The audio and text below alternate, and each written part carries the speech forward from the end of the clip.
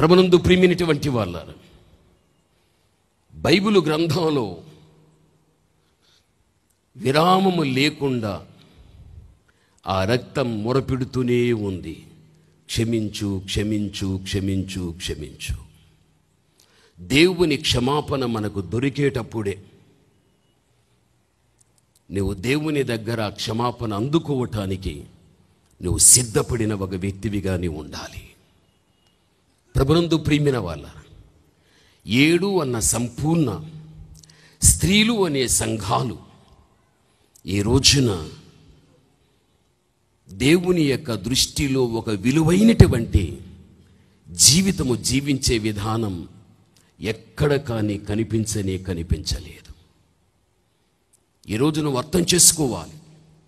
బైబిల్లో ఏముందో తెలుసా? మీకందరికీ తెలిసిన మాట. నాగలి చేత పట్టుకొని ఒక కర్షకుడు భూమిని దున్నేటప్పుడు ఆ నాగలితో చాళ్లను సిద్ధం చేస్తాడు. అందులో విత్తనం వేస్తాడు. ఆ విత్తనం సావకుండా ఒంటిగా ఉన్నింది అనుకో, అది ఫలించదు. చాళ్లలో విత్తనం పడిన తర్వాత అది చస్తే విస్తారంగా అది ఫలించగలుగుతుంది. అది చావకుండా ఒంటిగా ఉంటే అస్సలుకు ఫలితం ఉండదు. అందుకే బైబిల్ ఏమంటుంది తెలుసా? అదే కీర్తన 129వ అధ్యాయం 3వ వచనాన్ని చదువుకుందాం. కీర్తన 129:3 చదువుకుందాం. త్వరగా. దున్నువారు నా వీపు మీద దున్నిరి, వారు చాళ్లను పొడుగుగా చేసిరి. చూడండి, దున్నువారు నా వీపుని ఏం చేశారు? దున్నిరి. వారు చాళ్లను పొడుగుగా చేసిరి. ఇది యేసుక్రీస్తు ప్రభువును గురించి చెప్పబడినటువంటి మాట. ఇది ఒక ప్రవచనం. ఒక రైతు నాగలి చేత పట్టుకొని భూమిని ఎలా దున్ని చాళ్లను పొడుగుగా చేస్తారో ఆ విధంగా యేసుక్రీస్తు ప్రభువు యొక్క దేహము నాగలితో దున్నబడినట్లుగా ఆయన శరీరమంతా కూడా చాళ్ల వలె దున్నబడిపోయాది. అనగా రాణువ వారి చేత క్రీస్తు ప్రభుల వారు ఎప్పుడైతే పట్టబడగలిగాడో అప్పుడు క్రీస్తు యొక్క దేహం మీద వారి చేసిన దాడి ఇంత అంతా కాదు. ఆయన దేహం మీద ఉపయోగించినటువంటి ఆయుధాలు, ఎన్ని ఆయుధాలు ఉపయోగించారో అన్నీ ఉపయోగించారు. ఆ ఉపయోగించినటువంటి ఆయుధములు తన దేహం మీద పనిచేసినప్పుడు నాగలి చేత పట్టుకొని భూమిని దున్నితే ఏ విధంగా చాలు ఏర్పరచబడగలిగాయో క్రీస్తు ప్రభు యొక్క దేహమంతా కూడా అలా దున్నబడినటువంటి చాళ్ళ వలె తయారైపోయాది. అలా దున్నబడిన దానిటువంటి దేహములో ఏం పుట్టుకొచ్చిందంటే రక్తం పుట్టుకొచ్చింది. రక్తం పుట్టుకుని రాగా ఆ పుట్టుకొచ్చినటువంటి రక్తములో దేవుడు నిన్ను నన్ను ఒక విత్తనములాగా పడేశాడు. ఆ రక్తములో పడవేయగా ఆ రక్తం మనలో బ్రతుకుచున్నటువంటి పాపాన్ని చంపేసింది. ఆయనలో మనను బ్రతకనిచ్చింది. ఆయనలో మనం ఎదగటానికి సహాయం చేసింది. ఎవరి రక్తం? క్రీస్తు రక్తం. ఈరోజు నువ్వు ఆలోచించు. క్రీస్తు యొక్క రక్తములో మనలో బ్రతుకుచున్న పాపాన్ని చంపి ఆ తర్వాత రక్తం ఆయనలో మనను బ్రతకనిచ్చి ఆయనలో మన ఫలించే వ్యక్తులుగా మనం ఉంటున్నామా? ఇది నువ్వు ఆలోచించాలి. ఈ రోజున 7వ సంపూర్ణ స్త్రీలోన సంఘాల యొక్క పరిస్థితి ఆ విధంగా లేదు. ఇంకా పాప విషయంలో చావలేదు. ఇంకా క్రీస్తులో వారు బ్రతకలేదు. క్రీస్తులో వారు ఫలించలేదు. ఫలించకపోతే వచ్చే నష్టం, వచ్చే కష్టం సంఘానికి ఏంటి తెలుసా? పరమగీతం 4వ అధ్యాయం ఒక్కసారిగా నీవు చూడు. బైబిల్ ఏం చెబుతున్నది అని మనం ఆలోచించగలిగితే పరమగీతం 4వ అధ్యాయం 16వ వచనాన్ని చదువుకుందాం.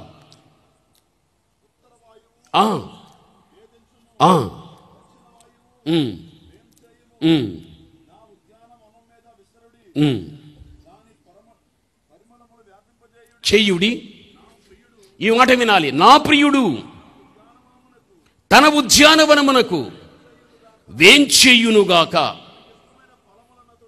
చూడండి, తనకు ఇష్టమైనటువంటి ఫలములను అతడు భుజించునుగాక. ఈ రోజున ఉద్యానవనము అని చెప్పబడుచున్నది సంఘం. ఆ సంఘములో దేవుడు నిన్ను నన్ను చేర్చగలిగాడు. ఏ సంఘంలో నువ్వు చేర్చబడగలిగితేవో ఆ సంఘములో నీవు దేవునికి ఇష్టమైనటువంటి ఫలములను నీవు ఫలించాలి.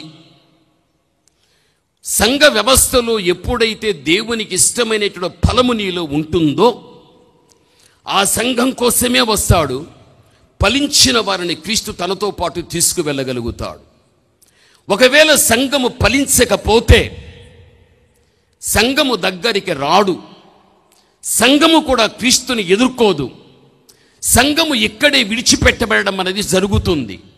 అందుకే ప్రియుడైనటువంటి వాడు తన ఉద్యానవనమన్న సంఘములో ఎవడైతే గాన ఫలించి ఉంటాడో వాని దగ్గరికే యేసు ప్రభు వస్తాడు, లేకపోతే రాడు. ప్రకృతి ధర్మం చాళ్ళలో విత్తనం వేస్తే అది చచ్చి విస్తారంగా ఫలితం ఇచ్చినట్లుగా, ఒకవేళ అది చావకపోతే అది ఒంటిగా ఉండి ఎలా ఫలము ఇవ్వకపోతుందో అదే రీతిగా క్రీస్తు ప్రభుల వారి దేహము కూడా చాళ్ళ వలె దున్నబడగా అందులో రక్తము పుట్టుకుని రాగా ఆ రక్తములో నీ పాపాన్ని చంపుకోగా ఆ రక్తమే నిన్ను క్రీస్తులో బ్రతకనిచ్చి ఆ రక్తమే నువ్వు ఫలించేటట్టుగా నిన్ను చేస్తుంది. అది సంఘం. అది సంఘం. సంఘానికి వచ్చే వ్యక్తి బ్రతుకు చిన్న పాపం క్రీస్తు రక్తముతో చంపాలి. ఆ రక్తమే బ్రతికిస్తుంది. ఆ రక్తమే ఫలింపచేస్తుంది. దాన్ని ఏమంటాం? సంపూర్ణం. ఫలము తర్వాత మనలో దశ లేదు, ఎండ్ అదే లాస్ట్. దాన్ని సంపూర్ణం అంటాం. అయితే ఇక్కడ 7 అన్న సంపూర్ణ స్త్రీలు అనే సంఘాలన్నీ కూడా ఎక్కడికి వెళ్ళాయి అంటే ఒక పురుషుని దగ్గరికి వెళ్ళాయి. ప్రస్తుతం లోకంలో జరుగుతున్న విషయం ఇది. ఆ ఒక్క పురుషుడే. ప్రసంగి 7వ అధ్యాయం 28 చదువుకుందాం. ఆ ఒక్క పురుషుని గురించి బైబిల్ ఏం చెబుతుందో తెలుసా? ప్రసంగి 7:28 చదువుకుందాం. ఏమనగా 1000 మంది పురుషులలో నేను ఒక్కని చూచి తిని కానీ అంతమంది స్త్రీలలో నేను ఒక్కతిని చూడలేదు. చూడండి, 1000 మంది పురుషులలో నేను ఒక్కరిని చూచాను, అంతమంది స్త్రీలలో ఒక్కతిని నేను చూడలేదు. పురుషుల్లో ఒక్కడిని చూశాము అంటే స్త్రీలలో కూడా ఒక్కదాన్ని మనము చూడవచ్చు కదా. చూడలేదు అంటున్నాడు. ఏంటి దీని అర్థం? 1000 మంది అని చెప్పబడేటువంటి వ్యక్తులు 1000 కాదు, 1000 కంటే ఎక్కువే. ఈ భూమి మీద ఎంతోమంది అవతార పురుషులు పుట్టారు. పుట్టినటువంటి అవతార పురుషులలో లేనటువంటి ప్రత్యేకత ఒక్క పురుషుడు అనేటువంటి వ్యక్తిలో మనకు కనిపిస్తూ ఉంటున్నది. 1000 మంది పురుషులలో నేను ఒక్కని చూచి తిని అంటే 1000 లేక 1000కి మించిన సంఖ్య ఎంతైనా కానీ వారిలో ఒక్కని చూచి తిని అంటే ఆ 1000 మందిలో లేనటువంటి ప్రత్యేకత ఆ ఒక్క వ్యక్తిలో ఉంది కాబట్టే ఆ వ్యక్తిని చూచి తిని. మీకు అర్థం కావాలి అంటే ఒక వివాహానికి మీరు పిలువబడ్డారు అనుకోగాక, ఆ వివాహానికి ఒక 2000 మంది వెళ్ళారు అనుకో. ఆ వివాహములో ప్రత్యేకంగా మనకి ఎవరు కనిపిస్తారు? పాస్టర్ గారు, ఎందుకు? ఆ 2000 మందిలో వాళ్ళు కనిపించినట్లు మనం ఎందుకు కనిపించము? వాళ్ళు కనిపించడం ఏమిటి, మనము కనిపించకపోవడం ఏమిటి? వారి యొక్క స్థానం ప్రత్యేకం, వారి యొక్క కార్యం ప్రత్యేకం, వారి యొక్క వస్త్రధారణ ప్రత్యేకం, వారి ఆభరణ ప్రత్యేకం. అంటే వివాహమాడే స్త్రీ పురుషులు అన్ని విషయాల్లో కూడా ప్రత్యేకించబడినటువంటి దానిని కలిగి ఉంటారు. కాబట్టి వారు ఎన్ని వేల మధ్య ఉండినప్పటికీ కూడా అందరిలో వీరు ప్రత్యేకంగా మనకు కనిపిస్తారు. ఇది నువ్వు అర్థం చేసుకోవడానికి చెప్పాను. అదే రీతిగా ఈ భూమి మీద అవతార పురుషులనే వారు ఎన్ని వేల మంది, లక్షల మంది పుట్టుకొచ్చినా వారిలో లేనటువంటి ఒక్క పురుషుడుని చెప్పబడుచున్న యేసుక్రీస్తులో మాత్రమే ఉంది ఆ ప్రత్యేకత. వారిలో లేని ప్రత్యేకత ఏమిటి? యేసుక్రీస్తులో ఉన్న ప్రత్యేకత ఏమిటి? ఆయన ఒక్క మాటలో చెప్పాలి అంటే పాపము లేని మహాపరిశుద్ధుడు. భూమి మీద జీవించిన ప్రతి అవతార పురుషుల్లో పాపముంది, పరిశుద్ధతలే.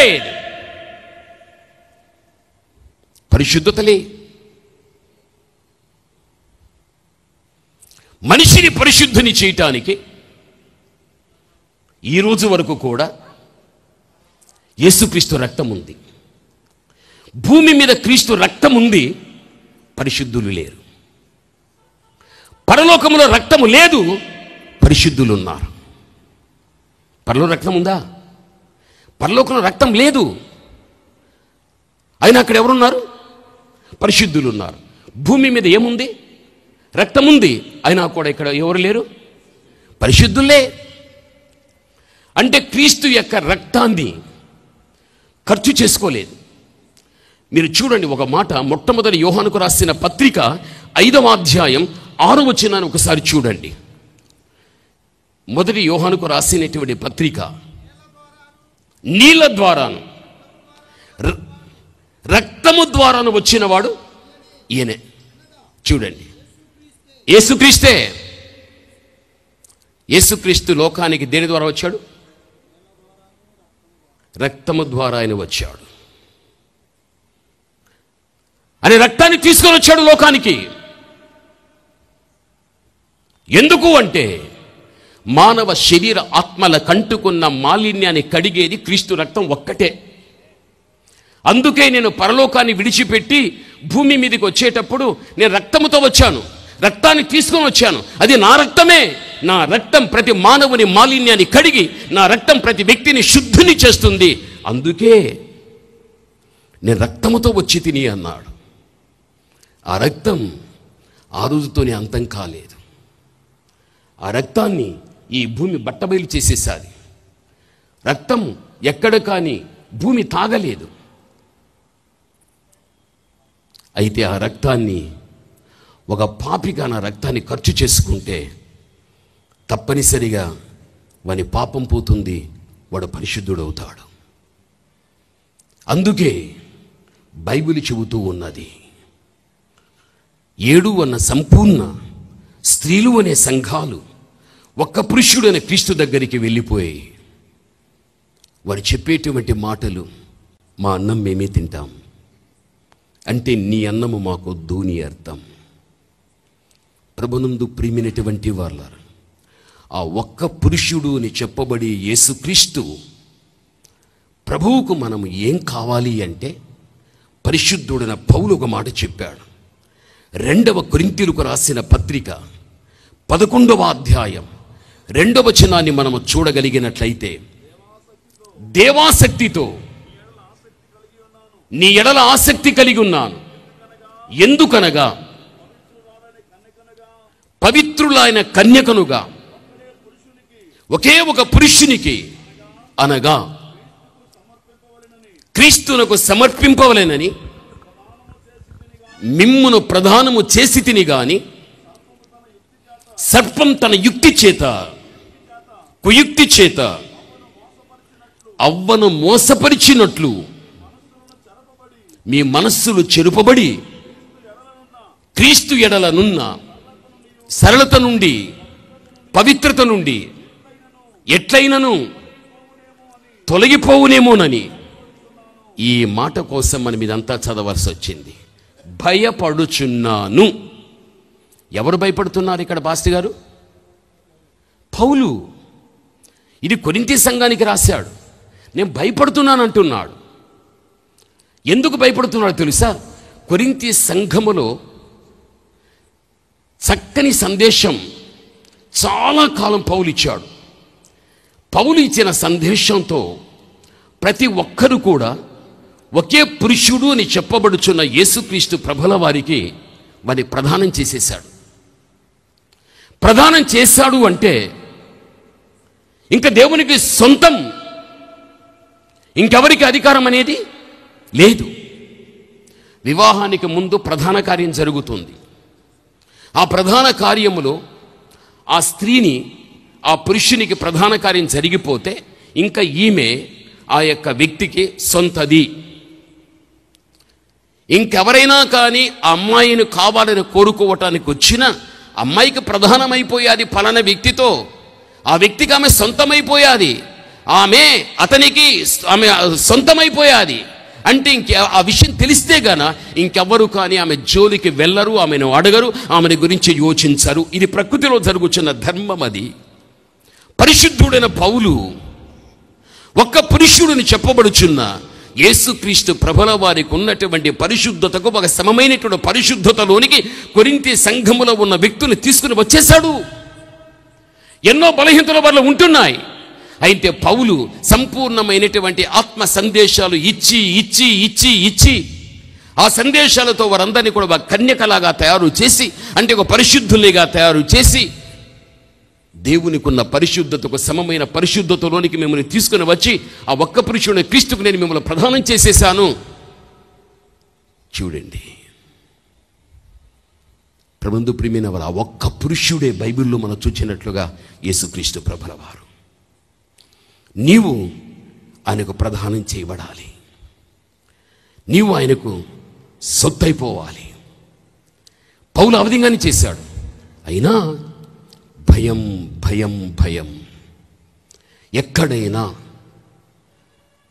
సర్పమైన సాతానుడు ఆ రోజుల్లో ఆదాము, ఆ రోజుల్లో హవ్వను వాడు ఏ విధంగా మోసం చేసి దేవుని యొక్క సరళత నుంచి వాడిని తప్పించి వాడిని పాడు చేసేశాడు, వాడిని పాడు చేసినట్లుగా ఎక్కడైనా మిమ్మల్ని కూడా పాడు చేస్తాడేమోనని భయపడుతున్నాను అంటాడు పౌలు.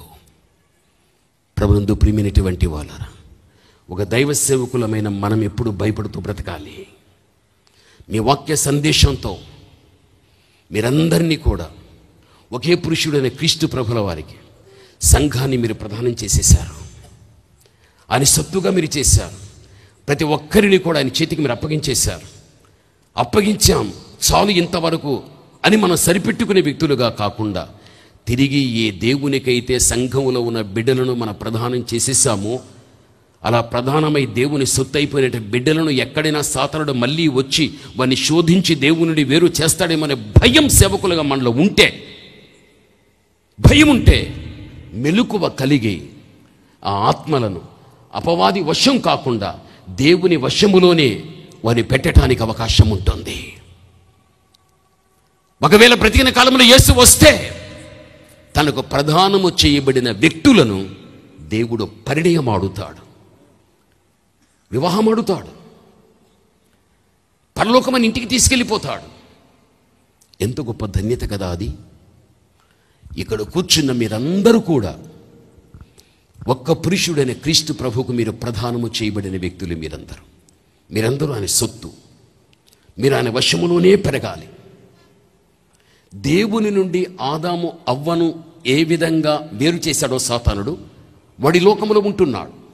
ఏ దేవునికి మీరు ప్రదానం చేయబడ్డారో ఆ దేవుని నుండి మిమ్మల్ని వేరు చేసి సాతానుడు తన వశంలోనికి తీసుకుని రావటానికి వాడు ప్రయత్నించడం అనేది జరుగుతుంది.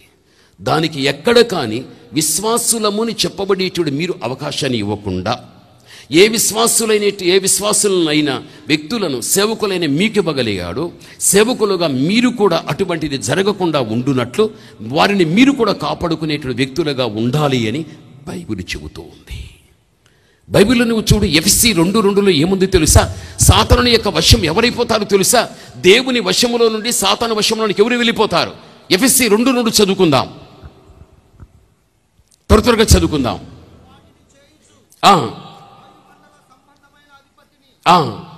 అనగా ఎవరిని? అవిధేయులైన వారిని.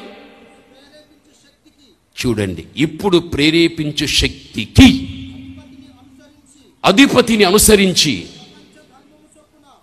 ఈ వాక్యాన్ని మనం చదవగలిగితే, ఎవరైతే దేవునికి, ఎవరైతే వాక్యానికి అవిధేయత చూపించడం జరగగలుగుతుందో అలాంటి వారందరినీ కూడా సాతానుడు తన వశంలో పెట్టుకోగలిగి వారిని పాప విషయంలో ప్రేరేపణ కలిగించి వారందరినీ కూడా భ్రష్టులు చేసే వ్యక్తిగా ఉంటున్నాడని బైబిల్లో మనకు క్లియర్గా మనకు చెబుతూ ఉంది.